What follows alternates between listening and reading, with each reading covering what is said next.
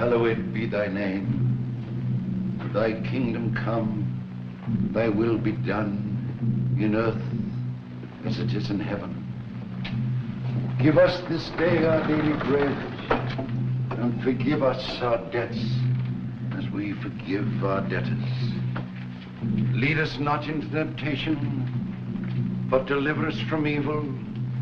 For thine is the kingdom, the power, and the glory forever. Amen.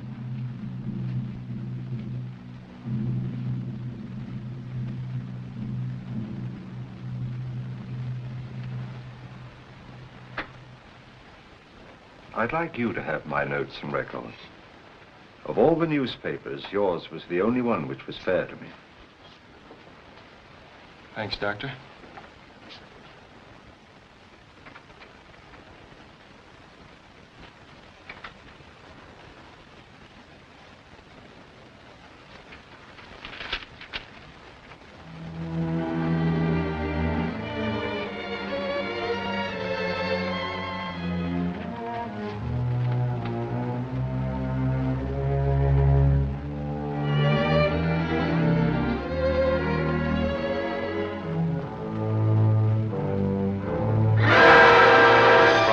The 13th. This morning, my old friend George Kingsley was conducting his class at the University of Newcastle.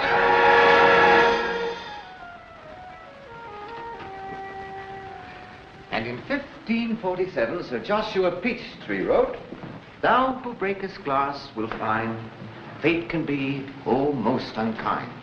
Under ladder walkest thee, most unlucky thou wilt be. Each dread Friday do take care, else thou fallest down a stair." And with that little epic, Sir Joshua proved that he was a poet of the first rank. In fact, I should say he possibly was the rankest poet that England ever turned. Just a moment, please, just a moment. This being the end of the semester, I have an announcement to make that I'm sure will give you a great deal of pleasure.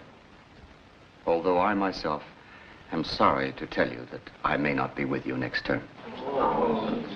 Today I must leave to appear before the Inquisitional Board of Regents of a very large university in the East. Very large university indeed. How many the dunce that has been sent to Rome excels the dunce that must stay at home. I sincerely hope the board does not like me. I'll try and be back next term. Oh, my umbrella. Dr. Kingsley. Yes. I wish you the best of luck, but... Thank you, Edmund. Yeah, we hope to see you next semester, Doctor. We'd better hurry, Professor. Dad will be waiting to take us to the station. Have a good trip, Professor. Hurry back. Thank you very much. Professor. Yes, Tom. English won't seem the same without you. Well, that's very nice of you Come on, indeed, Tom. Professor. Goodbye, yes, Tom. You know, Jean, I'm going to miss all this. But most of all, I'm going to miss your father. A brilliant man, Jean. It distresses me to think that such a great brain surgeon should be so utterly wasted in Newcastle. Newcastle is a very welcome port in a very bad storm. Why, if it hadn't been for you, Professor, I don't know what we would have done. Jean, my dear.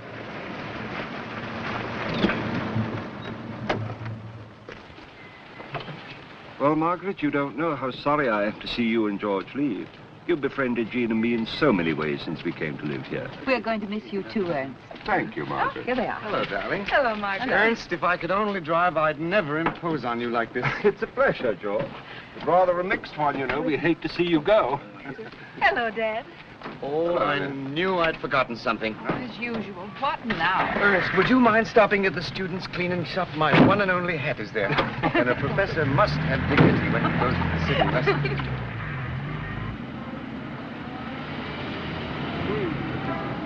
There we are, George. This is George. We're here. George!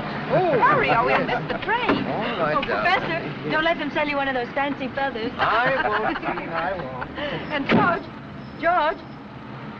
Yes, dear. Now watch the traffic, won't you? Be Yes, careful, please. darling, now don't Careful worry. now, please.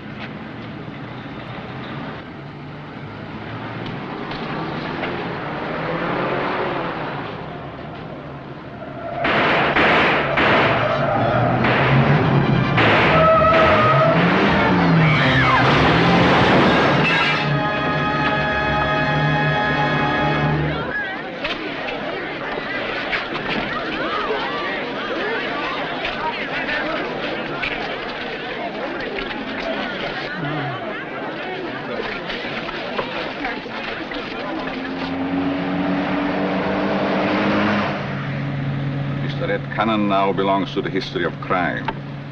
Past tense. So what about our dough? We ain't got it back yet. Yeah. How about it? Mr. DeVore, it would have been poor business to kill Red unless I knew how to locate the money. Turn back to the city.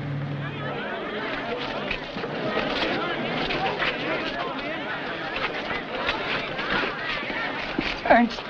He's going to be all right, my dear. Now, you go home with Jean, and I'll call you later. We'll be waiting, Dan. Come on.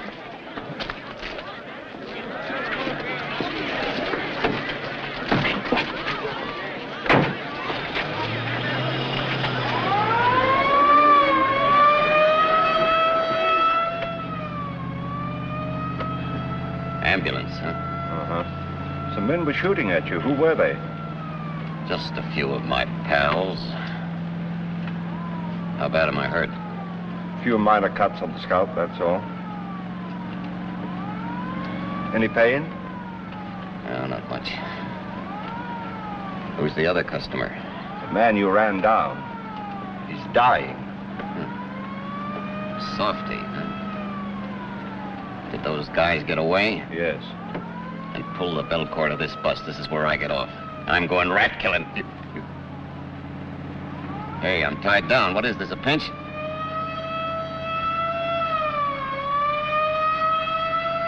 Turn that thing off. I can't stand it. It's driving me crazy.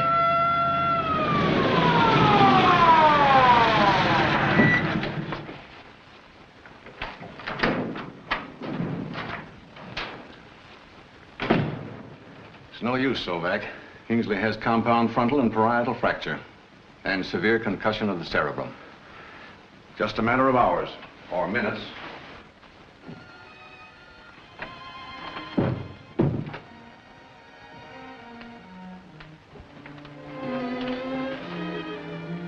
Pulse 65. He's in a coma.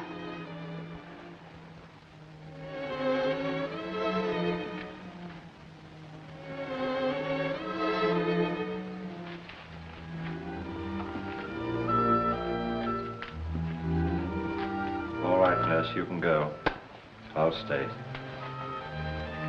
What's the matter with me, Doc?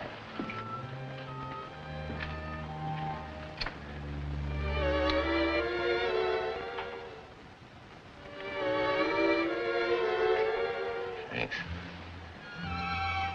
What's the matter with me, Doc? I can't feel nothing. My legs are there, but I can't feel them. Your spine is broken. You're paralyzed. Pull me through, Doc, will you? Pull me through and I'll pay you anything.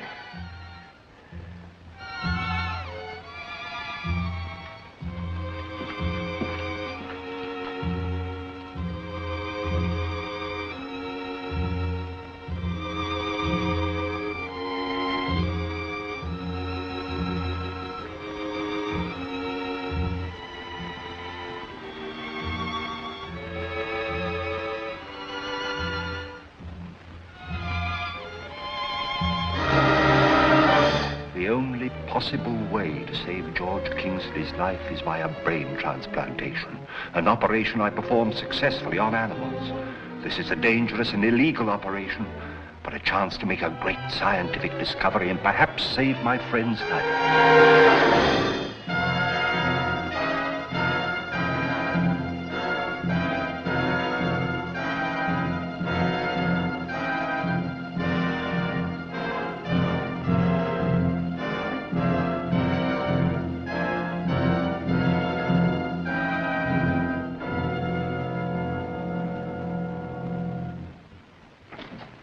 Ernst, how long will his head be bandaged?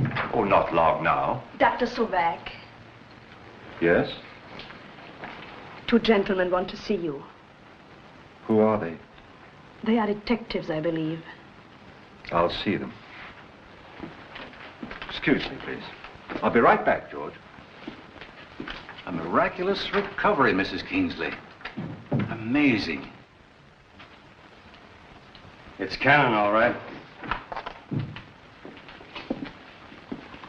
Well, Doctor, the head injuries caused death? And many complications. His spine was broken. We did all we could for him. Don't feel badly about it, Doctor. He wasn't worth it. He had nothing but the electric chair to live for. Did he say anything before he died? About money, for instance? Not that I know of. Thanks, Doctor.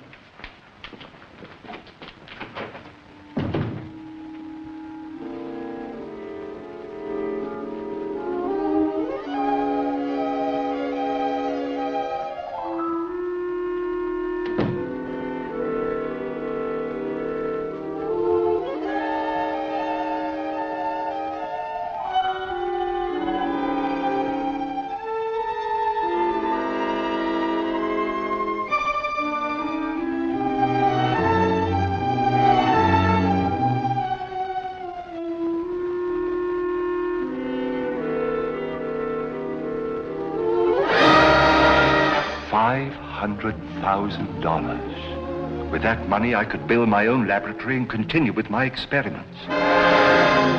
Kingsley is convalescing and seems to show some of Red Cannon's traits. Does the cannon brain in Kingsley's head retain the knowledge of the hidden money?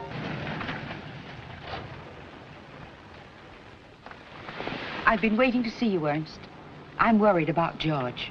He just doesn't seem himself. Why, he's getting stronger every day, isn't he? Physically, yes, but his mental condition doesn't seem right. He's irritable.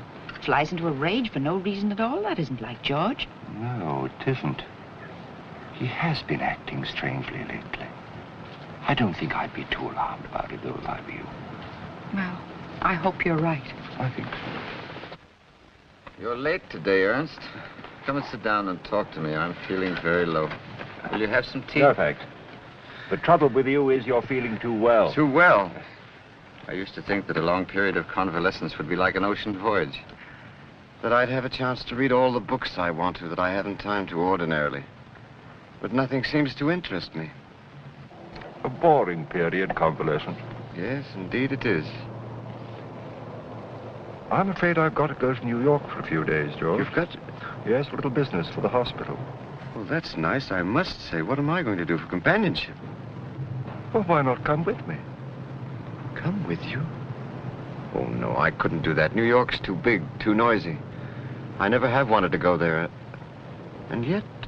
It's the very thing you need, George. You've had your fill of peace and quiet. You'll find New York exciting, stimulating. Just the thing to lift you out of the doldrums. As my doctor, do you prescribe it? As your doctor, I insist on it. Very well.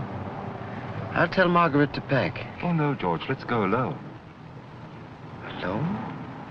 In New York without Margaret? What you need is a radical change. Well, perhaps you're right, Ernst. I've been like a bear lately. I'm quite sure she'd be glad to be rid of me for a time. New York. New York, I wonder...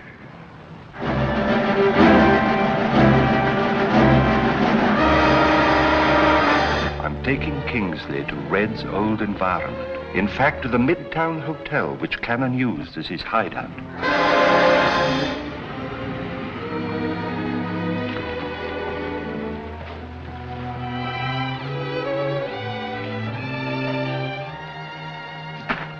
afternoon, gentlemen. We'd like adjoining rooms. Yes. 505 and 506, if they're available, are they? Well, yes, they're available. Thank you. You've been with us before, sir? Why, no, of course not. But I like a corner room with 3 windows and a fire escape.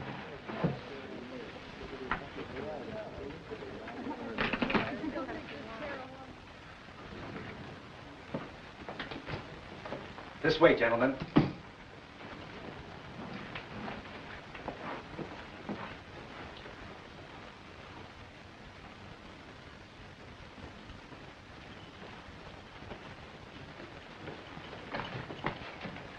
Well, well.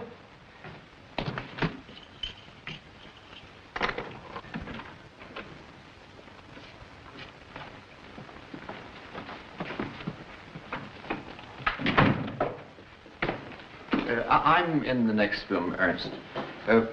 Will you bring the black bag in here, please?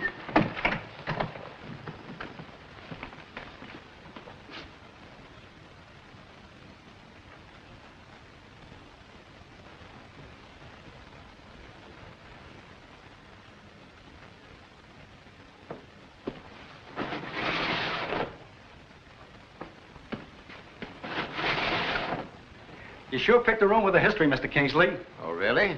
But you see, history is not my subject. I don't mean that. I'm talking about Red Cannon. He hid out in these rooms for nearly 6 months from cops, G-men, and his own gang. Nobody in the hotel suspected him, but his gang got wise and Red tried to run out. They caught up to him in some small town in the sticks. Imagine when we found out who he was, and him with nearly $1 million hidden away. Say, the manager locked himself in here and took these rooms apart. Yes. But he's still the manager, so I guess he didn't find it. Anyway, I made plenty out of Cannon. I was the only one he allowed up here. I had a special way of knocking.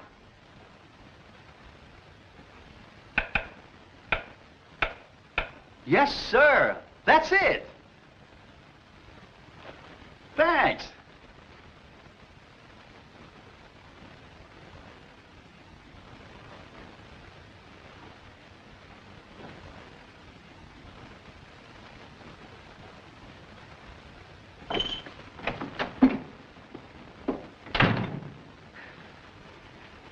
A talkative youngster.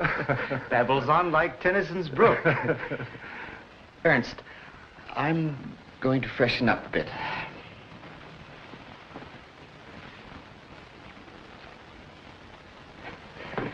And then let's go out.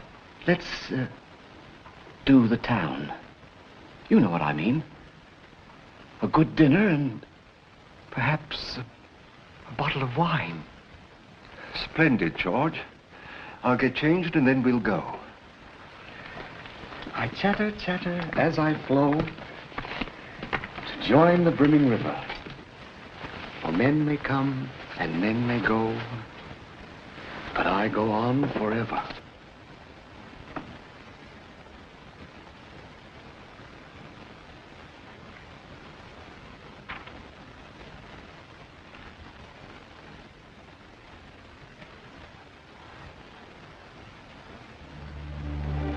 The Cannon brain remembers this hotel.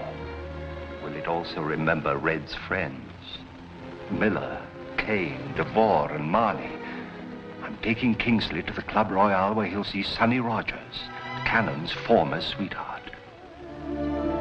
My kisses captured your lips, but never reached your heart. Last night I thought you loved me dearly, and I was old-fashioned. George? I'm ready for anything. Do. Yes, sir. But now you're as far as the tiniest star. I find the singer rather interesting, don't you, George? Who is she, Ernst? I seem to know her. Could she be one of my former students?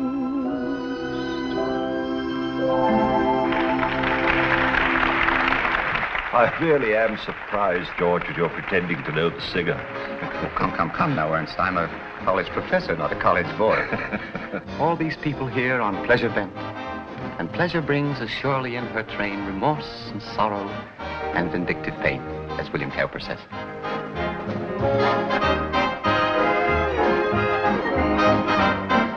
Oh, pardon me. Sure.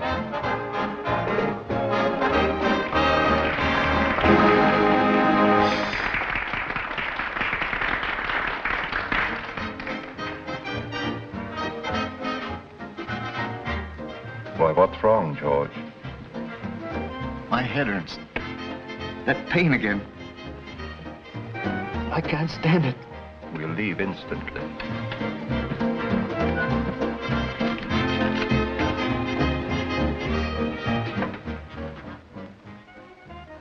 Yes? Yes, the next train leaves at noon. Do you wish me to make a reservation? Yes, please. And send up a boy to help me pack, will you?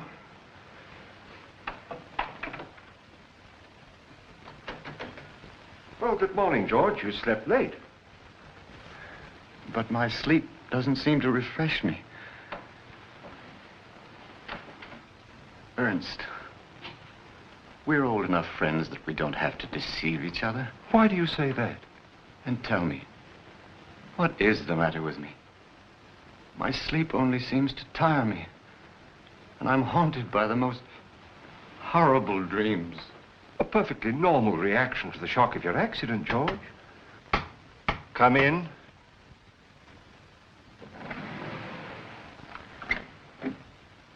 What do you mean by that ridiculous tap, tap, tap, tap, tapping? Why don't you knock the door like anybody else? Anything you say, sir. You wanted me to pack? Yes. I don't know what I'm doing here anyway. Ernst, I'm going home. I need Margaret. I don't think I'd try to leave today, George. Now, you can stop the packing. Yes, sir.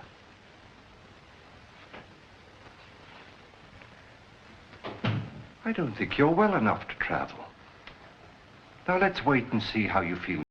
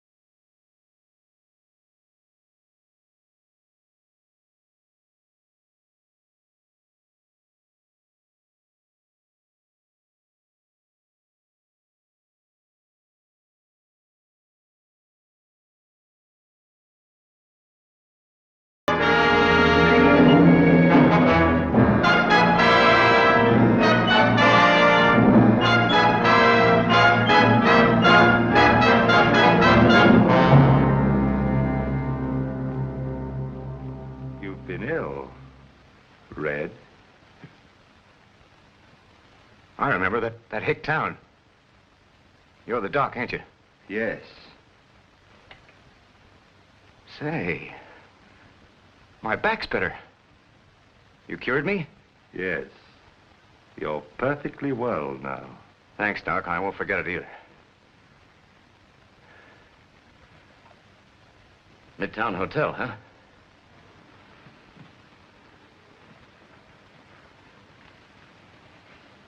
How'd I get here? You asked me to bring you. I must have been out of my head.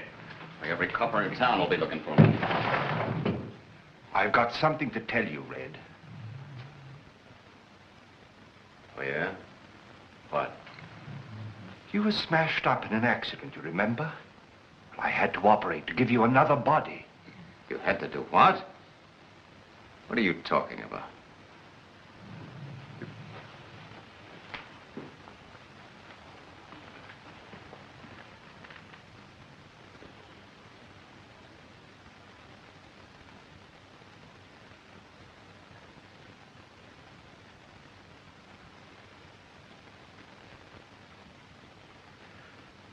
Why did you do this to me? It was the only way to keep you alive.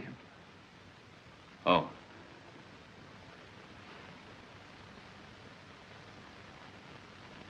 Why, Doc, you're a genius. But you could have given me a better chassis. I never saw plastic surgery like that before. I used the body of the other man who was dead. Yeah. It was the only way to save you. Say, wait a minute. Nobody will know me like this. Why, I can do anything. Who was the other guy? He was a professor of English literature. English literature? Well, how are you, Prof? You're now Professor George Kingsley, and you teach in the university at Newcastle. What a disguise. What a break for, Red Cannon.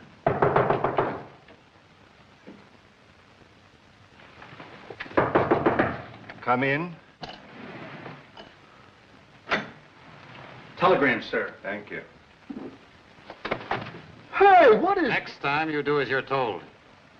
When you come to my room, knock like this. Now, scram. Yes, sir. Next time.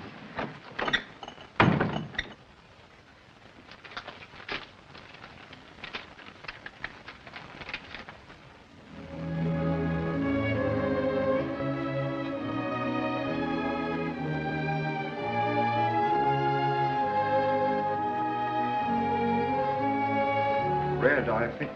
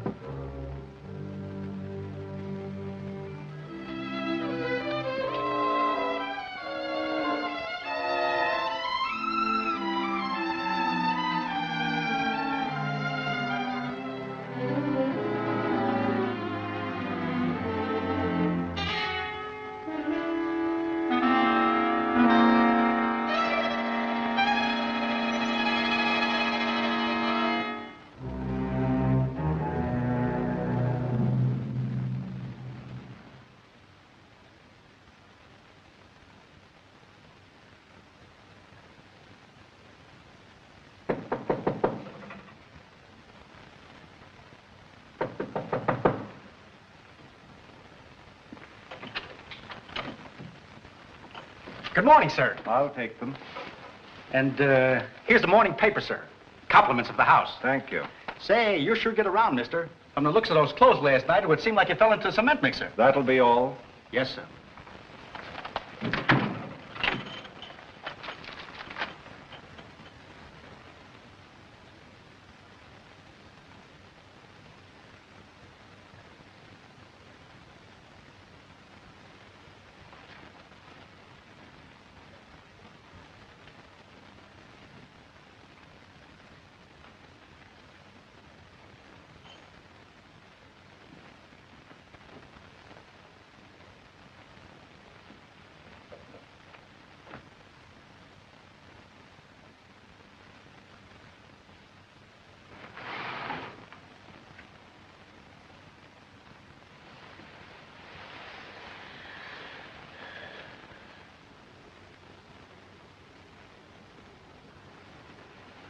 Morning? Yes. How do you feel? Not very well. I'm afraid coming to New York was too exciting. I feel as if the life were drained out of me. Oh, you will be all right as soon as you've had a little rest. Well, perhaps so. Here's a curious thing, George. It seems that Louis Devore, one of the Red Cannon gang, was found early this morning in a deserted building, dying from the effects of a brutal beating. His back had been broken. Good heavens, Ernst. Why on earth bother me with that gruesome stuff? Sorry, George. Things have taken a dangerous turn. Kingsley has killed Devore. While in this environment, I never know when the murderous brain of Red Cannon may take possession of Kingsley. But I will not stop my experiments. I must find out where the Cannon money is hidden.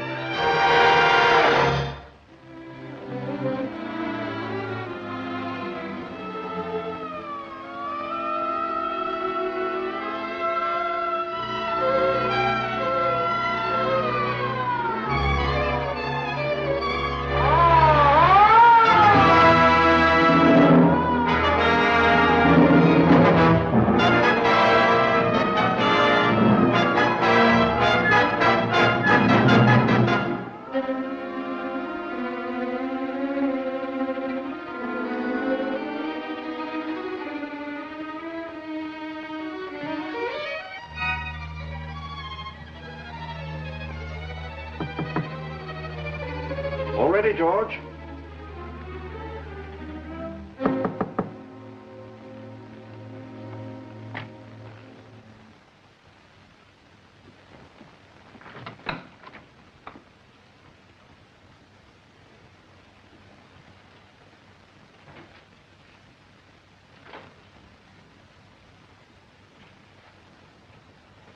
Oh, miss. Yes, sir? I wonder if you'd be kind enough to open my friend's door for me. I'm a little worried about him. He hasn't been very well. Yes, sir. I ain't been feeling so well myself lately.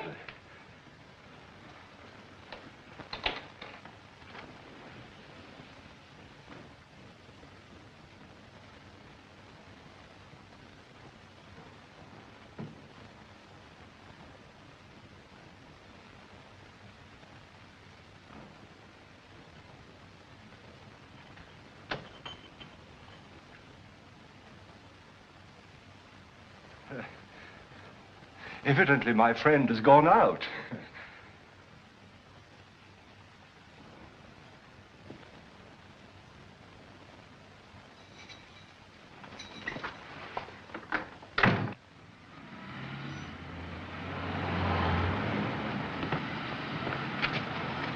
You can wait for me. No, thank you. I was here the other night with a friend. The rather middle-aged gentleman. That's right. Has he been here tonight? I don't think so. Oh, wait a minute. There was a gentleman that looked like him at the bar. At the bar? Oh, no. On second thought, it couldn't have been your friend. And besides, that man left a little while ago, sir. Oh.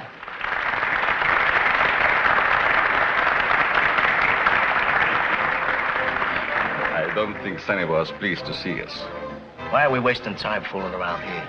Didn't you see that newspaper picture of Devore's battered body? So maybe the killer's after us, too. A good deduction. But who would want us dead, except some friend of Red's? And who would know about Red Cannon's friends better than Sonny? That's right.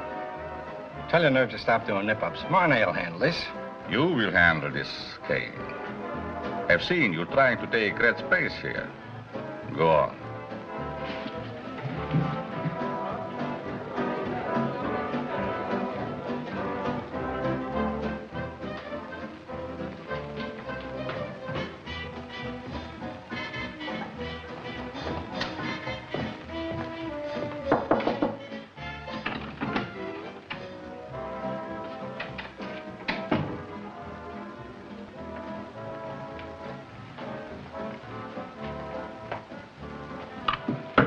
I didn't have any part of Devore's killing. Nobody said you did. And everything's just lovely. I'd like to see you at your apartment after you get through. Maybe if we put together what you know about Red and what I know, it'll add up to some money. Say, if I knew anything about $500,000, do you think I'd be working in this joint? We'll go over all that later. Like it? Sure. It's yours. Tonight.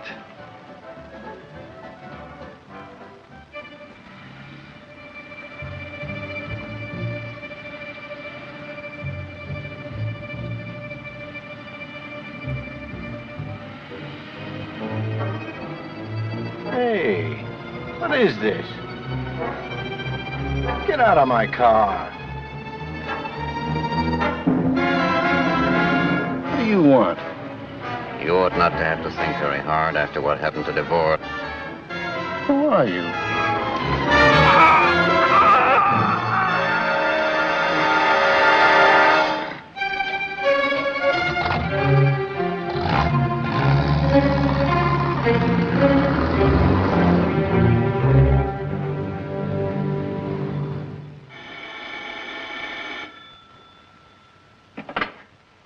Hello, Bill.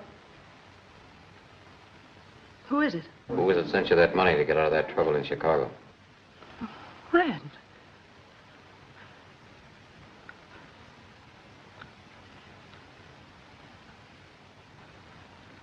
You're alive? Oh. Yes. I'll be right up.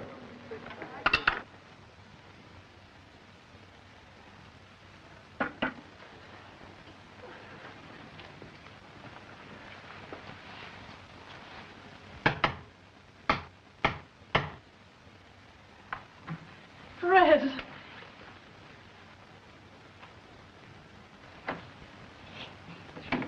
Well, of all the... Don't speak. Don't even move. Just let me look at you. It's great to be back, Sonny. Why did you move the piano? You know I always liked it in that corner. How do you know about that? Well, surely you didn't think I'd forget in 2 short months. Are there any cigarettes in the door? Yes.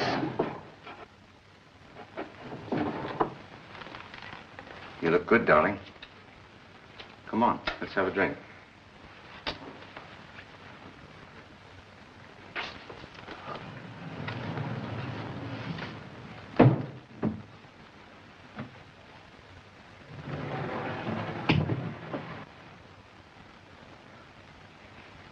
Nothing touched, eh?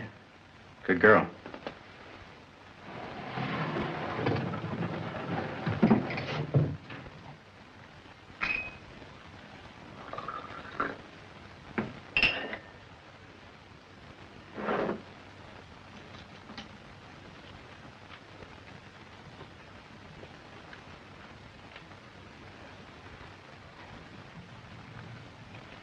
Well, here we are. How do you like the trimmings?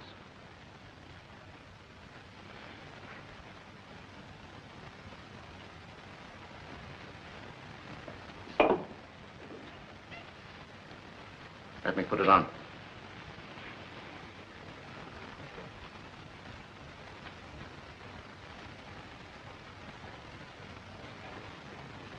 How did you get it?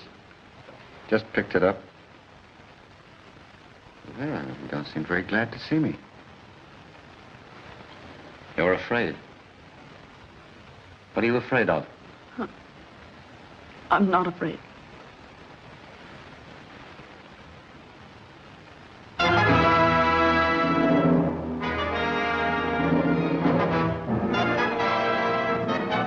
Cannon must be jumping with joy in his grave the way his boys are getting knocked off. All right, boy. About the Devore and Kane murders. You know, they were both Cannon's men. We've always believed that his own gang was responsible for Red's death. Can some friend of his be systematically killing off his murderers? A dead gangster has no friends. Now, I want you to go out and find Marnie and Miller. Yes, sir. Okay. Take a couple of men with you and check the Ritz Manor apartments.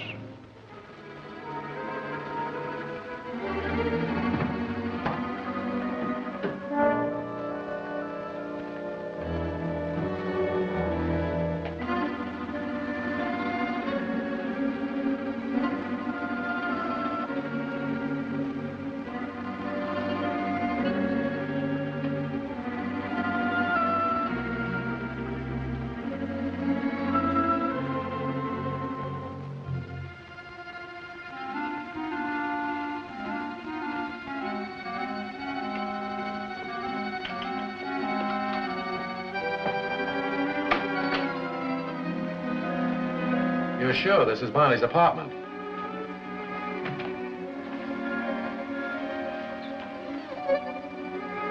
Oh, good afternoon. I'm sorry, but Mr. Marley is not at home. Do you mind if we wait for him? Not at all. Are you a friend of Mr. Marley? In a way, I'm just waiting till he comes back. Who are you? What? We're from police headquarters. Oh, I see. My name is Kingsley. I'm a professor of English at the University of Newcastle. From Newcastle? Yes. You the professor was hit the time Red Cannon was killed? That's right. What business could you have with Marley? You better come along with us and explain that to the DA.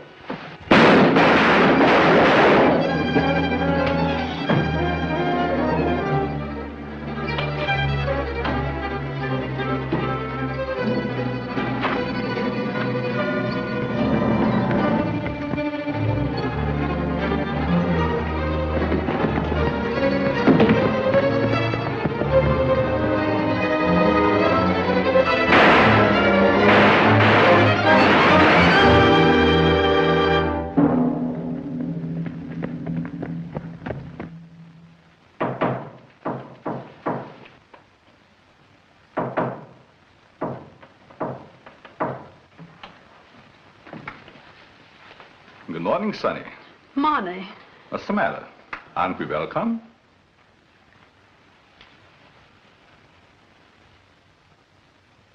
So Kane was here last night.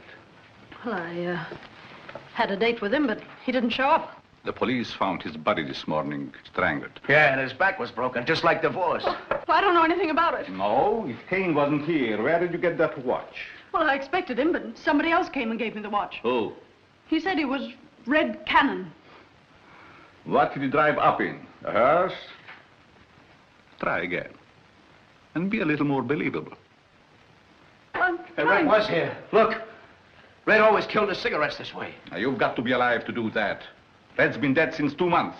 That's what I thought. But last night this man came here, and he didn't look like Red, but... This is the first thing he did when he came in. He knew everything that only Red knew.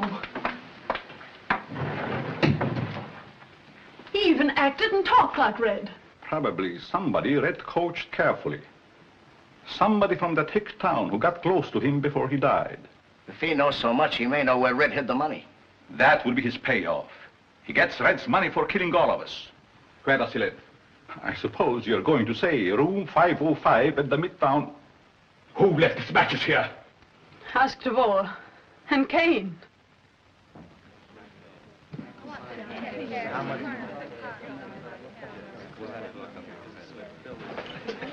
Thank you. Any word of Professor Kingsley? Nothing, Doctor.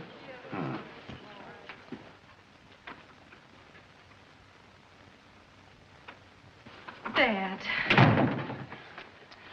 Margaret was so worried. We talked it over and decided to come on to New York. Ernest, I just had to see George. Where is he? Well, he's out. I don't quite know where. But I thought you were always with him. I'm afraid you're not going to like this, Margaret, but I'm going to be quite blunt with you. When George was convalescing at home, you were a marvelous nurse. Well, I did what I could. Exactly.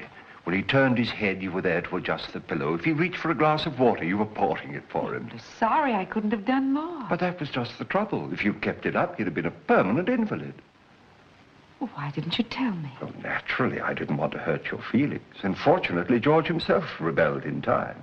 That's why you brought him to New York alone with you. Of course, my dear. He had to have a change. Has it helped? Is he better? Yes, he is, but we must still be careful. Now, I suggest that you allow him to remain here till he's perfectly ready to go home of his own accord, and don't try to see him. Oh, but... Now, you and Jean go up to your rooms and get some rest, and take the first train out for Newcastle in the morning, huh? Well, if it's best for him, all right. Believe me, it is. Well, there's George. Margaret, you said you wouldn't try to see him. Now, please, will you take her please, to her room, but Dad. Jean, I assure you what I'm doing is for his own good. Now, please believe me.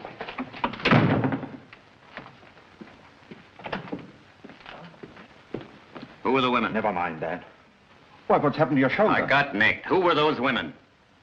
My daughter and your wife. My what? Oh, Kingsley's, huh? Well, get him out of here. I don't want any dames around here. Let me see. You've been shot. Yeah. Fix it up, will you? How'd you get it? The coppers shot me. It's only a scratch. How'd you get it? Well, don't ride me. It's your fault anyway. Mine? Yeah. You told me to use this Kingsley gag. Well, I pulled it and it didn't work. Where were you? In Marnie's apartment. They tried to question Professor Kingsley and I wouldn't stand for it. You killed them? Well, what do you think? Come on, get to work. You fool. They'll catch you before we get the money and... What money? What do you know about the money? Why, You know too much, Doc. Just a minute, Red. You kill me, what becomes of you? You think you're Red Cannon, don't you? But whose body are you wearing? Well, you told me. Exactly. George Kingsley's. Professor of English literature at Newcastle. How'd you like to be George Kingsley for good? What do you mean? You're walking around in Kingsley's body, all right. But part of your brain is his, and you can't control it. That's not true. You killed DeVore. Last night, you murdered Kane in his car outside the club. I saw it. Remember? But do you remember how you woke up? In this very room, you woke as Kingsley. Complaining of nightmares, not knowing why you were here. I can't think. What's happened to my brain? I can't remember. Of course you can't. And if I hadn't forced you back into Red Cannon, you'd have gone to Newcastle as Kingsley for the rest of your life. Stop it. I can make you forget you ever were Red Cannon. Stop it, I tell you.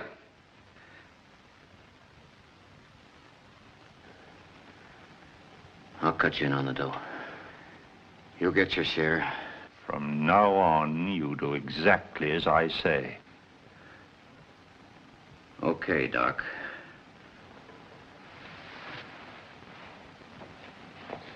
Now I'll fix that shoulder. It's no use, Jean. I'm not going home in the morning, not unless George goes with me. But you told Dad I don't care what I said. When George came in, your father practically ran me out of the room. He's trying to conceal something. No, Margaret. I'm going to see George now. And if Ernst tries to stop me, I'll call a New York doctor. Margaret, I'm sure you're worrying over nothing. But I'll go talk to Dad. There you are. Okay. Nice job, Doc. It's not safe to stay here too long. You get that money tonight. Maybe you're right. I'll get going right away. Professor King.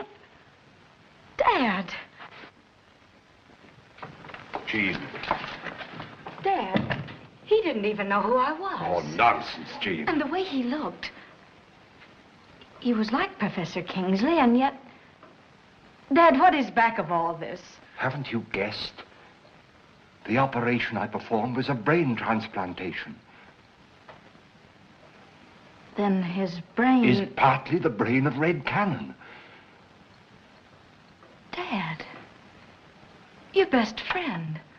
Oh, you couldn't. I saved his life, didn't I? Well, what's the good of that if you've turned him into a criminal? My only thought was to keep him alive, I swear it. But when I saw signs of the gradual awakening of the Cannon brain, I knew I'd made a great discovery for science. Cannon's a gangster, a murderer. All right. But in the meantime, I've proved what I always knew to be true. Transplanted human brain cells will live and function. What a triumph! Think of it. I'm not a scientist, Father. I can only see you destroying your best friend. Oh, it's too late to think of that. But you must. Think what you're doing to him and Margaret. Oh, he'll be all right. As soon as I get him back to Newcastle, he'll forget all about this. But I can't do that until... Until what? Until the experiment is completed. You've got to take him home tomorrow. Why?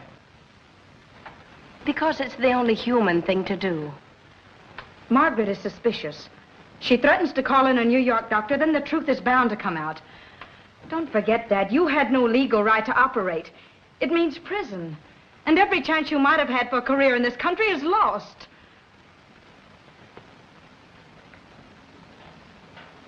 Very well. Tell Margaret we'll go back to Newcastle in the morning. I'll tell her.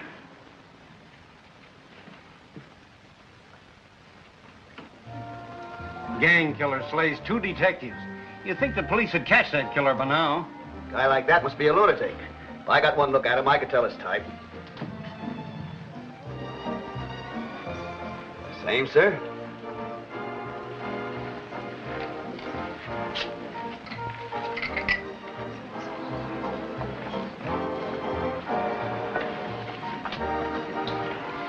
hello, darling. I sent you a message. I was coming back to your dressing room. Go on home and pack.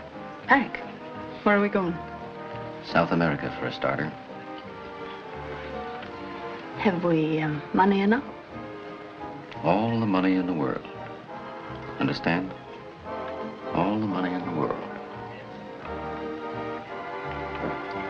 Let me have the keys to your car. I don't want any taxi drivers hanging around. Yes, sure. Hear from me in an hour, and I'll have everything we need. You ready? What do you think?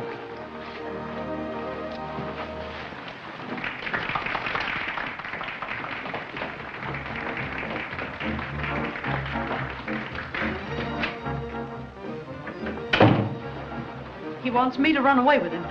He's going to pick up the money now. Good. I knew he would, sooner or later. We'll get it, and split it 3 ways. Well, that's all right with me. I'll point him out to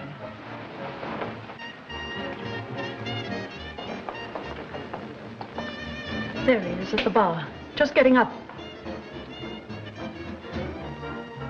He's taking my car. It should be easy to follow.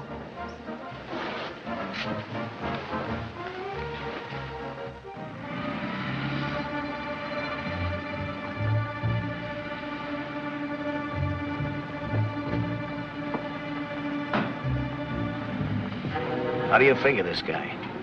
The way Red got hit, he couldn't have told everything he knew before he died. I only know that Red is planted in a graveyard, and I'm not afraid of anyone else. And me neither. Only knowing this guy knows everything Red knew, and it gives me the creeps. He's leading us to $500,000.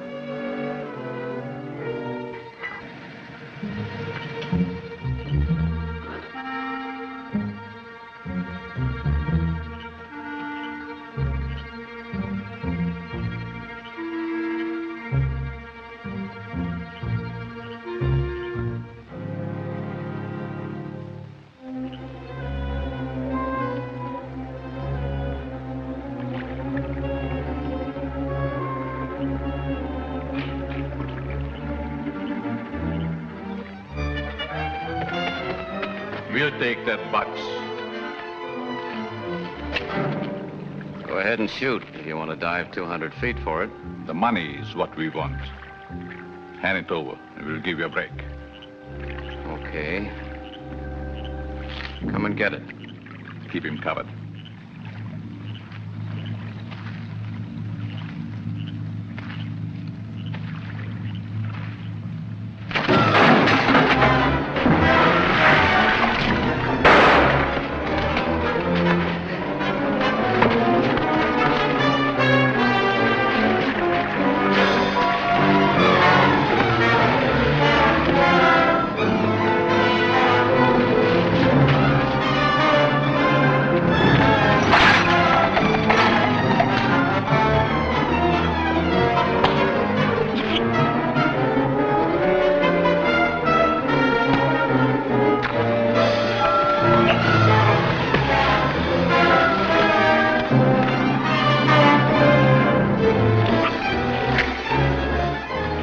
You never saw the day I couldn't break you apart, Miller.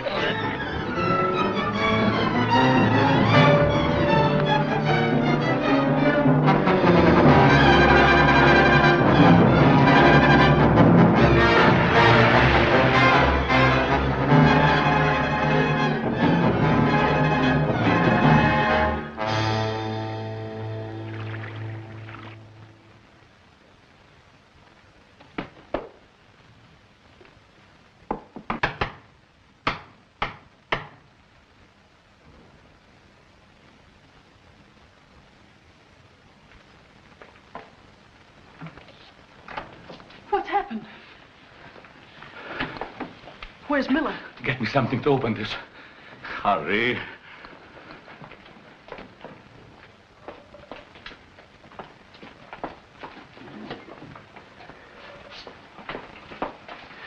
Go get me a drink, and then we're on our way.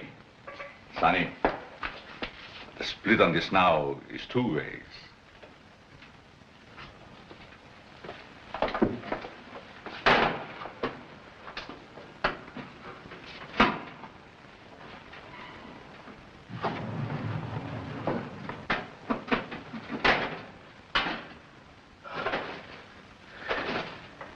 Sonny.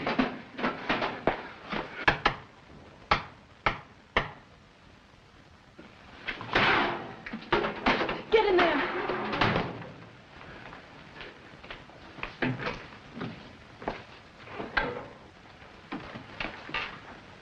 Oh, you're late. Where's Marley? I don't know. I haven't seen him. Why is the bar open? I was getting a drink. I was almost packed and just waiting for you. Well, why are you staring at me? What's happened to you? Marnie and Miller followed me from the nightclub. Now I know why you didn't want me to come back to your dressing room. They were there.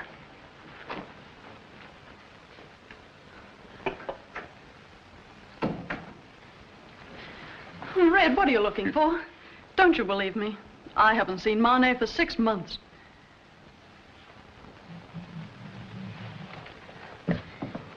Fred, look at me. There's never been anybody but you. Believe me.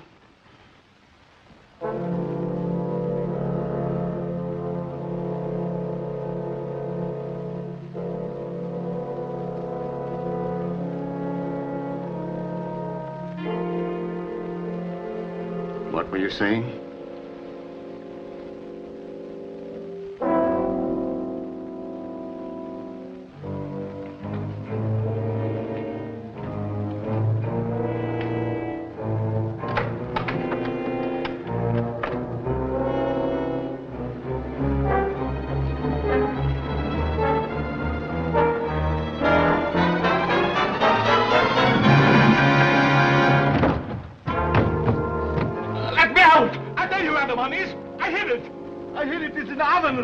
It's in the oven. Let me out. I tell you where the money is. It's in the oven. Let me out. Let me out. Mr. Hell.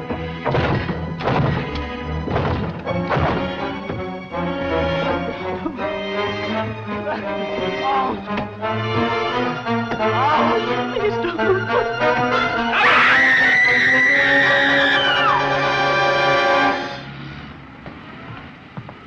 Taxi. Yes. Where to? Wesley Airport. Yes, sir. Pardon the order. A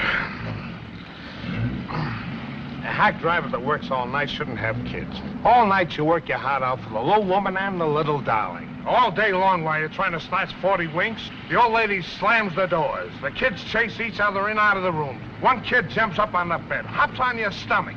Daddy, tell me a story.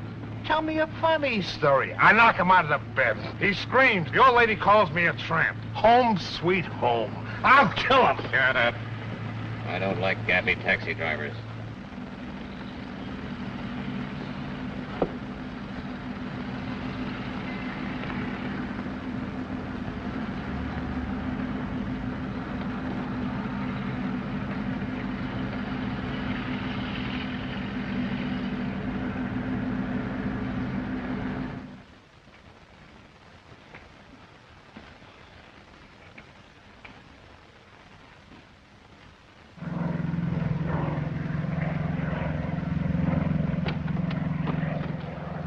Wesley Airport.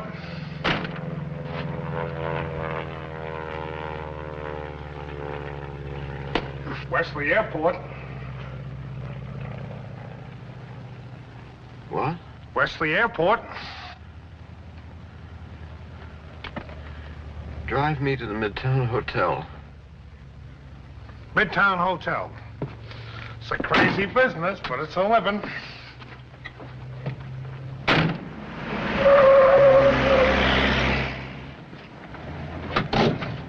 Midtown Hotel. 480. Thank you. Keep the change.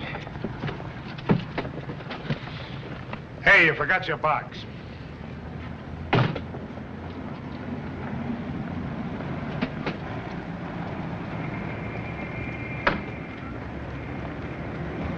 $1,000.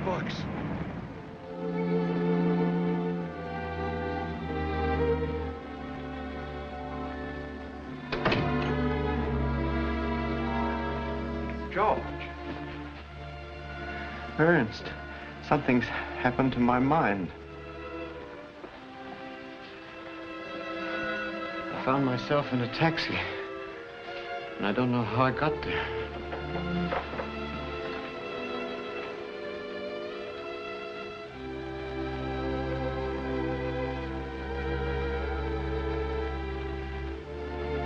Ernst. Just a minute, George.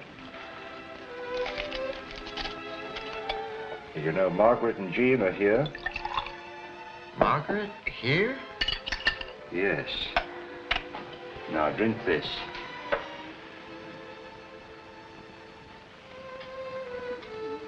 I want you to get some rest before you see them.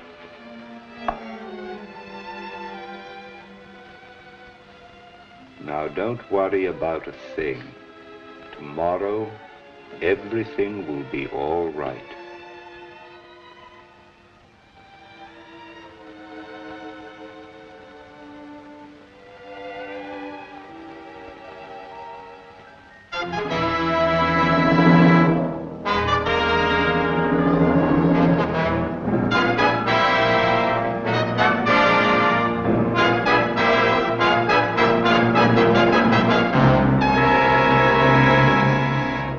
Enjoyed your visit, Mr. Kingsley. Yes, very much indeed, thank you. May I have the bill? Oh, no, George, allow me. It was understood you were to be my guest, you know. Mr. Kingsley? Yes, that's my name. The chief of police would like to see you.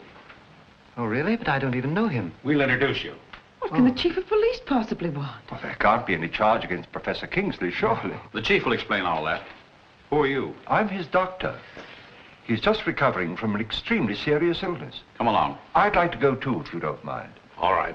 Come on. Well, you go ahead to the station, dear. Yes, but George... No, it's all right. We'll meet you there. Goodbye.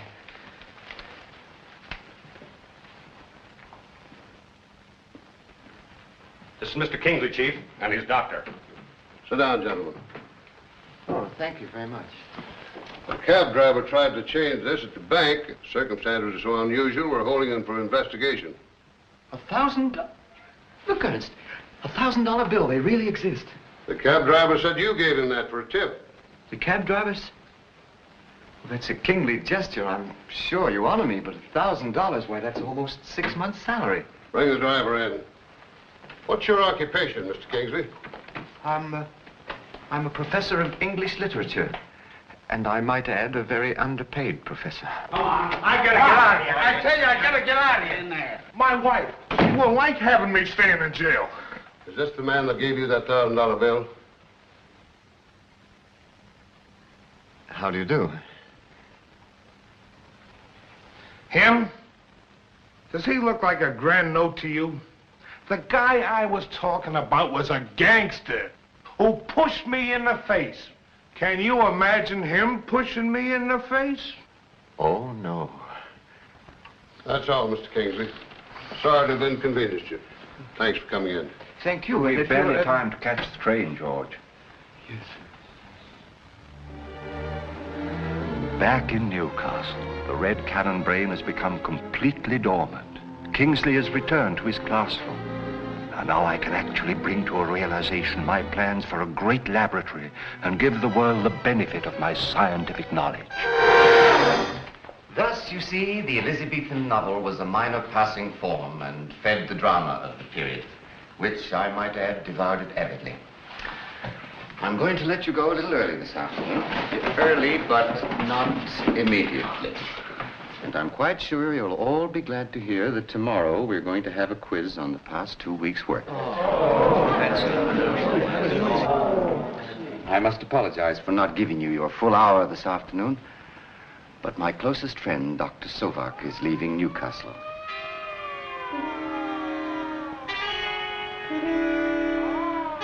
What was that?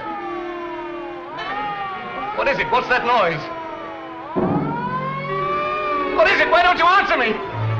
It's a siren. Probably an ambulance or a police car.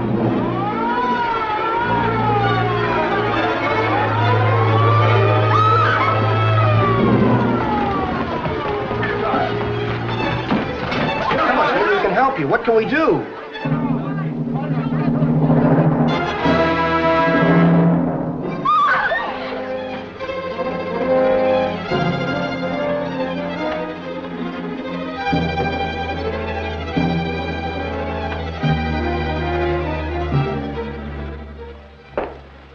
Here you are. Thank you, dear. Gosh, Dad, I hate to leave this place. Seems so much like home to me. I know, Jean, but at least I'm going to a better position. Of course, Dad. I'll pack the rest of the books. Oh, Dad, I've packed all your instruments. Good girl, Jean.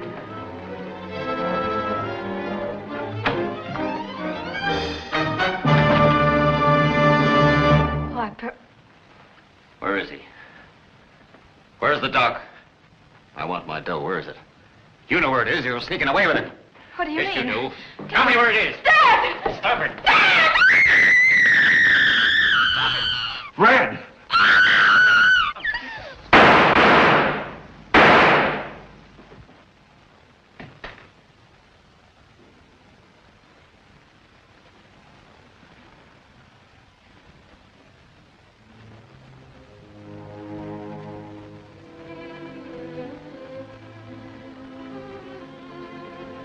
Ernst.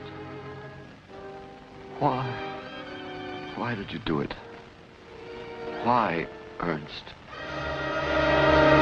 I think you know the answer now, George.